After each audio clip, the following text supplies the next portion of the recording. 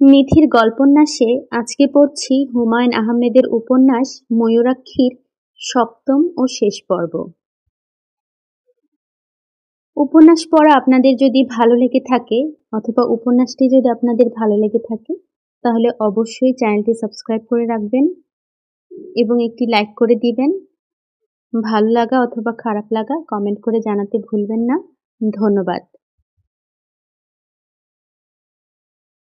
পৌষ মাস কিংবা মাঘ মাস কিংবা অন্য কোনো মাসও হতে পারে, তবে শীতকাল এইটুকু মনে আছে কারণ আমার গায়ে ছিল গেরুয়া রঙের চাদর, রূপার গায়ে হালকা লাল কার্ডিগান। প্রথমে অবশ্যই কার্ডিগানের দিকে আমার চোখ পড়ল না, আমার চোখ পড়ল তার মাথায় জড়ানো স্কার্ফের দিকে। স্কার্ফের রং গাঢ় সোনালি। কাপড়ে সোনালি এবং রূপালি এই দুটি রং সচরাচর চোখে পড়ে না। হয়তো এই দুই রং কাগজে খুব ভালো ধরে, কাপড়ে ধরে না। সোনালি রঙের স্কার্ফ মাথায় জড়ানো বলে দূর থেকে তার চুলগুলি মনে হচ্ছিল সোনালি। দেখলাম সে আমার দিকে এগিয়ে আসছে। আমি বসে আছি ইউনিভার্সিটি লাইব্রেরির বারান্দায়। বসেছি ছায়ার দিকে। শীতকালে সবাই রোদে বসতে ভালোবাসে, আমিও বাসি। তবু ছায়াময় কোণ বেছে নিয়েছি, কারণ ওই দিকটায় ভিড় কম। আমি লক্ষ্য করছি রূপা আসছে। আমি তাকে চিনি, তার নাম জানি। সে যে ধবধবে সাদা গাড়িটাতে করে আসে তার নম্বরও জানি, ঢাকা ভ 8782। শুধু আমি একা নই, আমাদের ক্লাসের সব ছেলেই জানে।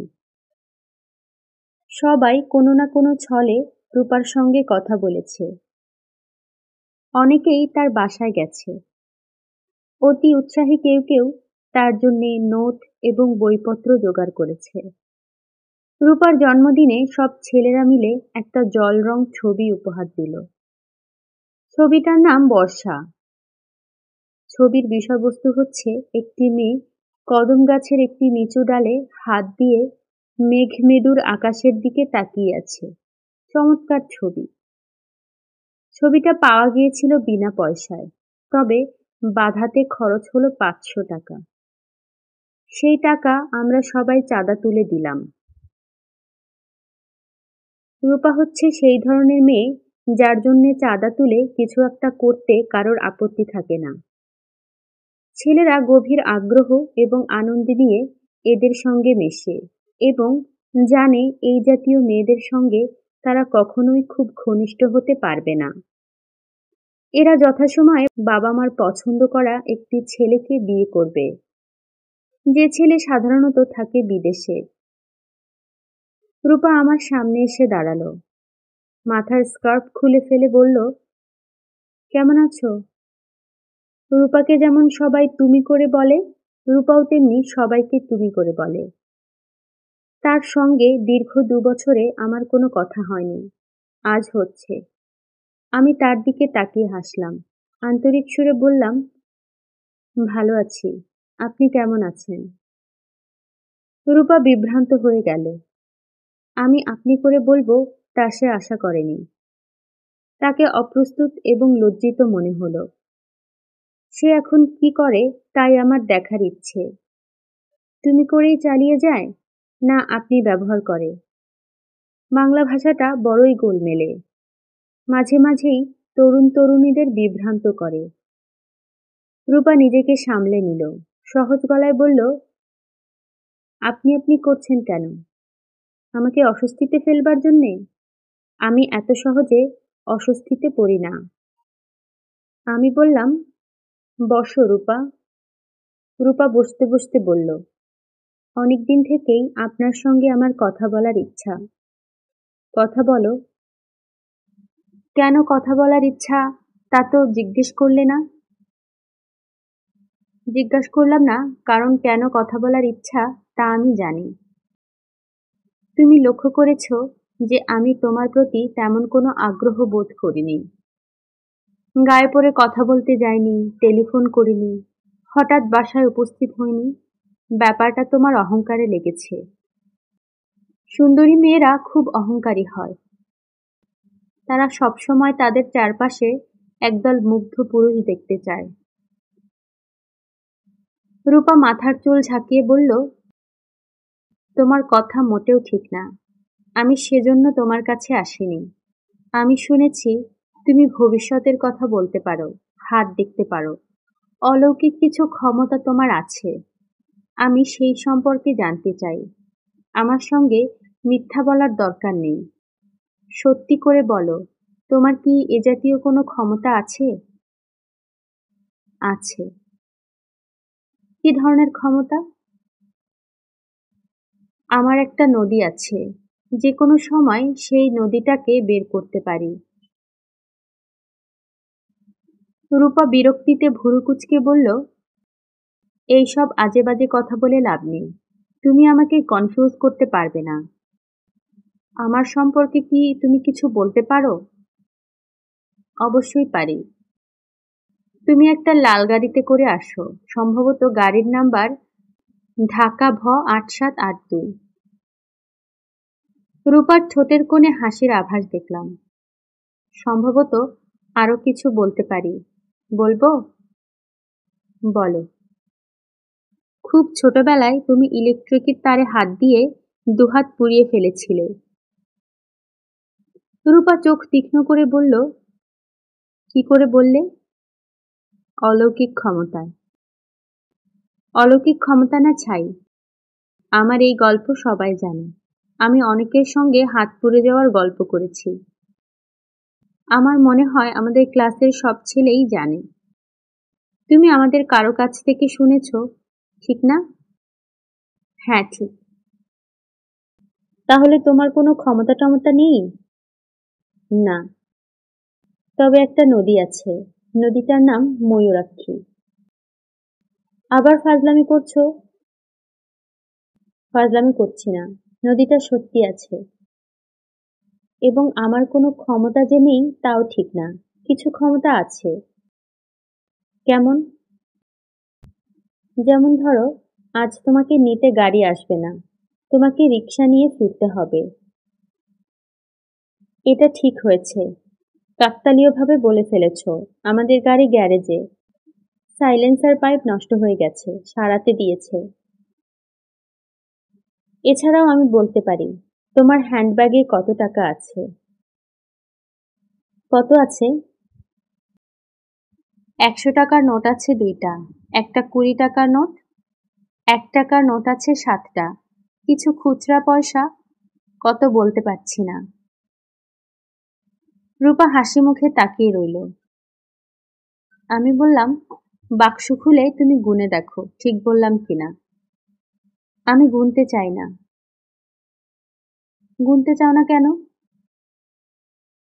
গুনলে দেখা যাবে তুমি ঠিক বলনি, তখন আমার মনটা খারাপ হয়ে যাবে। তোমার কিছু অলৌকিক ক্ষমতা আছে এটা বিশ্বাস করতে আমার ভালো লাগছে। চারদিকে এত সব সাধারণ মানুষ, এর মধ্যে একজন কেউ থাকুক যে সাধারণ নয়, অসাধারণ। তুমি গুনে দেখো না। রূপা গুনল এবং অবাক হয়ে বলল, কি করে হলো?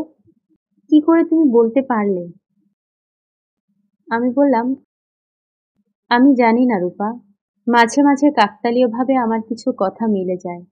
আচ্ছা, আমি যাই। আমি উঠে দাঁড়ালাম। রূপা পুরোপুরি বিভ্রান্ত হয়ে গেল। পরের 3 মাস আমি ইউনিভার্সিটিতে গেলাম না। আমি জানি রূপা আমাকে খুঁজবে। যা পাওয়া যায় না তার প্রতি আমাদের আগ্রহের সীমা থাকে না। মেঘ আমরা কখনো স্পর্শ করতে পারি না বলেই মেঘের প্রতি আমাদের মমতার কোনো সীমা নেই। 3 মাস পর হঠাৎ এক রাতে রূপাদের বাসায় টেলিফোন করে বললাম, রূপা, তুমি কেমন আছো? ভালো। চিনতে পারছো? চিনতে পারবো না কেন? তুমি কোথায় ডুব মেরেছিলে? মামার বাড়ি গিয়েছিলাম। মামা বাড়ি? ক্লাস ফাঁকি দিয়ে মামা বাড়ি? হ্যাঁ, মামার বাড়ি। হঠাৎ ওদের খুব দেখতে ইচ্ছে করলো। তারা কি খুব চমৎকার মানুষ? না, তারা পিশাচ শ্রেণীর। কিসব কথা যে তুমি বলো! সত্যি বলছি, আমার ৩ মামা, ৩ জনই পিশাচ। তবে একজন মারা গেছেন, এখন আছেন ২ জন। তারা পিশাচ হলেও আমাকে খুব স্নেহ করেন। তোমার বাবা মার কথা বলো। মার কথা বলতে পারবো না, তেমন কিছু জানি না। তোমার বাবার কথা বলো। বাবা ছিলেন একজন চমৎকার মানুষ। তবে বাবা একবার একটা টিয়া পাখিকে গলা টিপে মেরে ফেলেছিলেন। তুমি এমন সব অদ্ভুত কথা বলো কেন? কি করব বলো, আমার চারপাশের সব অদ্ভুত ঘটনা ঘটে। রূপা খানিকটা চুপ করে থেকে বলল, তুমি কি জানো, আমি তোমার কথা খুব ভাবি। আমি জানি। সত্যি জানো? হ্যাঁ জানি। কি করে জানো? ভালোবাসায় টের পাওয়া যায়। অনেকক্ষণ চুপ করে থেকে রূপা বলল, কেন জানি তোমার কথা আমার সবসময় মনে হয়। এর নাম কি ভালোবাসা? আমার জানা নেই রূপা। তুমি আসবে আমাদের বাসায়? আসবো। কখন আসবে? এক্ষুনি আসছি। এত রাতে বাবা হইচই শুরু করবে। তুমি কি সকালে আসতে পারো না? না রূপা, আমাকে এক্ষুনি আসতে হবে। আচ্ছা বেশ, আসো। তোমার কি কোনো নীল রঙের শাড়ি আছে? কেন বলো তো? যদি থাকে তাহলে নীল রঙের শাড়ি পরে গেটের কাছে থাকো। আমি এলেই গেট খুলে দেবে। আচ্ছা। আমি গেলাম না। আবারও মাসখানেকের জন্য ডুব দিলাম। কারণ ভালোবাসার মানুষদের খুব কাছে কখনো যেতে নেই। আমি রূপাকে কখনো চিঠি লিখিনি। একবার হঠাৎ একটা চিঠি লিখতে ইচ্ছা হলো। লিখতে বসে দেখি কি লিখবো ভেবে পাচ্ছি না। অনেকবার করে একটি লাইন লিখলাম, রূপা তুমি কেমন আছো। সমস্ত পাতা জুড়ে একটিমাত্র বাক্য। সেই চিঠির উত্তরে রূপা খুব রাগ করে লিখল, তুমি এত পাগল কেন? এতদিন পর একটা চিঠি লিখলে, তার মধ্যেও পাগলামি। কেন এমন করো? তুমি কি ভাবো এইসব পাগলামি দেখে আমি তোমাকে আরো বেশি ভালোবাসবো? তোমার কাছে আমি হাত জোড় করছি, স্বাভাবিক মানুষের মতো আচরণ করো। ওই দিন দেখলাম দুপুরের কড়া রোদে কেমন পাগলের মতো হাঁটছো, বিড়বিড় করে আবার কি সব যেন বলছো। দেখে আমার কান্না পেয়ে গেল। তোমার কি সমস্যা, তুমি আমাকে বলো। আমার সমস্যার কথা রূপাকে কি আমি বলতে পারি? আমি কি বলতে পারি আমার বাবার স্বপ্ন সফল করার জন্যে আমি সারাদিন পথে পথে ঘুরি, মহাপুরুষ হবার সাধনা করি।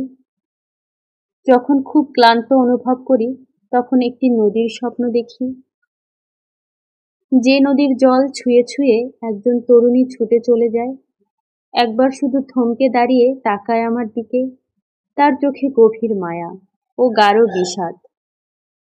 এই তরুণীটি আমার মা, আমার বাবা যাকে হত্যা করেছিলেন। এইসব কথা রূপাকে বলার কোনোই অর্থ হয় না। বরং কোনো কোনো দিন তরঙ্গিনী স্টোর থেকে তাকে টেলিফোন করে বলি, রূপা তুমি কি এক্ষুনি নীল রঙের একটা শাড়ি পরে তোমাদের ছাদে উঠে কার্নিশ ধরে নিচের দিকে তাকাবে? তোমাকে খুব দেখতে ইচ্ছে করছে। একটুখানি দাঁড়াও, আমি তোমাদের বাসার সামনের রাস্তা দিয়ে হেঁটে চলে যাব।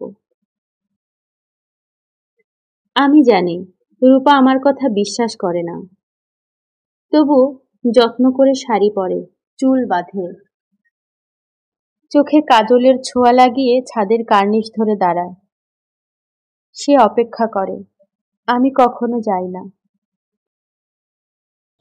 আমাকে তো আর 10টা সাধারণ ছেলের মতো হলে চলবে না, আমাকে হতে হবে অসাধারণ।